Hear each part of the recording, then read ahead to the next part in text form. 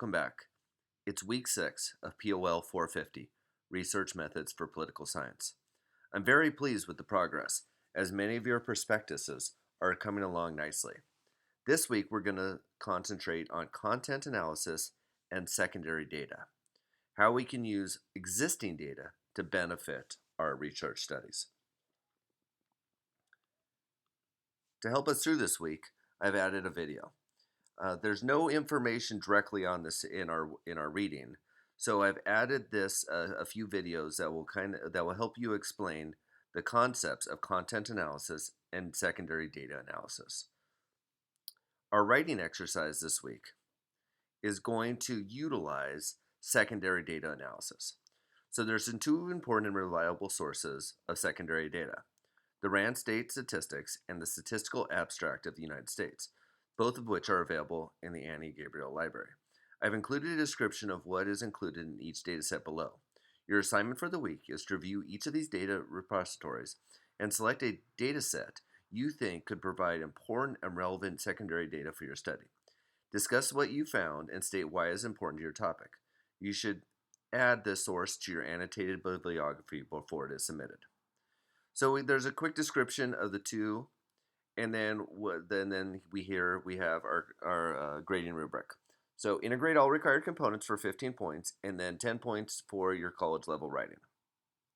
So for this, I want you to look for that secondary data set. And secondary data sets for many of you could come in the forms of maybe the demographics for the area, the populations of an area, the size of an area. So for many of you, if you are using some sort of population and your population is in a certain area, the statistics would be good. If you were talking about if your study involves schooling or charter schools or a certain area, you could ask, or these statistics could show you how many school-age children are in the area. If yours are among the voters or the amount of registered voters or the people that vote or how voting is influenced, these sources could tell you how many people live in the area, how many people are registered voters in the area. So you can see this is the key concepts of secondary data. It's using that data that's already out there and how you can benefit your study to add depth, add relevancy, and add validity. I've also included another quick video, and I really think this video you're going to enjoy because it really puts a graphic and video insight on these concepts of numbers and how we can use these numbers to really explain things and to paint the picture and to almost guide any of the readers of your studies or anybody who's reading these studies, how these numbers can guide them. So this is an excellent video. It's very fast and it's very quick, and it really, to me, just gives you a great insight on this concept of not only data, but how we can present data in a digestible fashion using the secondary data concept. For our application exercise, this application is a short quiz on content analysis. There is no time limit on the quiz, but it must be completed once it is open. You may repeat the quiz for a higher score if you wish. So the key to these short quizzes are to review the lecture, review the videos, open up the exercise, make sure that you have allocated the appropriate amount of time, and if you have any issues with the first time, you can review it and take it a second time to improve your grade if you wish. I'm going to skip our annotated bibliography. I'm going to go down to our week 6 discussion board. What was the most interesting information in the Hans Rosling video? Did he present? Did his presentation keep your interest? Why is it understandable, or was it understandable? Excuse me. So you can see there we are just looking at the secondary data presentation, and with all of our discussion boards, remember this is replacing our academic conversation. So imagine we had shown this video in our class. What would be your interaction that you would have with your fellow colleagues in the class? Your first original post needs to be 300 words at least. That number is given, or that number of words is given, because I believe that is the content necessary to give a scholar-like response. And then you need to follow up with 2 replies to your fellow students. And once again, I am looking for something of substance, Nothing that says I agree, well done, good job.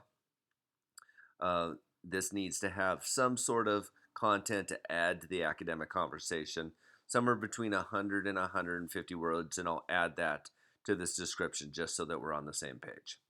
And then let's finally go to our big ticket item this week. This is our annotated bibliography. And for many of you, I hope that you have been keeping track of the sources that you have been reviewing and utilizing throughout the first 5 weeks. And that makes up an annotated bibliography. So remember, for this course, we're using an annotated bibliography to replace our chapter 2, which is typically a literature review. So a literature review typically gets the reader up to speed with all the relevant information that they need that already exists on the subject to prepare them to read your study. For this course, we use an annotated bibliography. And an annotated bibliography is nothing more than your reference page, but instead of just having a reference, you're going to add a paragraph or two on why this reference is relevant, why it is applied to your study, why you have included it. So you need to include 15 relevant sources that we begin with. So we need to have 15 sources at a minimum. And then with each one of those, you need to have that source in APA format. And then beneath it is just a one paragraph description on a summary of the reference, the article, the book, whatever it is, and why it is relevant to your study. And we need 15 of those, and we're going to put that together. And once you have completed this annotated bibliography, understand that that is a third of your final project. That is your complete chapter 2. So if we spend a little bit of time and make sure that this is formatted correctly, appropriate APA formatting for each one of our references, and then just include a paragraph with each one of them, you will complete this assignment, which is a hefty assignment at 100 points, and you are a third way done with your critical assignment. With the complete, this will be the complete chapter 2. So go through the annotated bibliography grading rubric here to give you a quick breakdown of how that works. 100 points, and once again, all of the assignments that we have discussed this week, these are all due Sunday by 11:59. So we have the entire week to complete these. Big ticket items this week, several points or quite a bit of points that are needed. We get through these points this week. Remember, these are these building blocks that we've discussed in this course.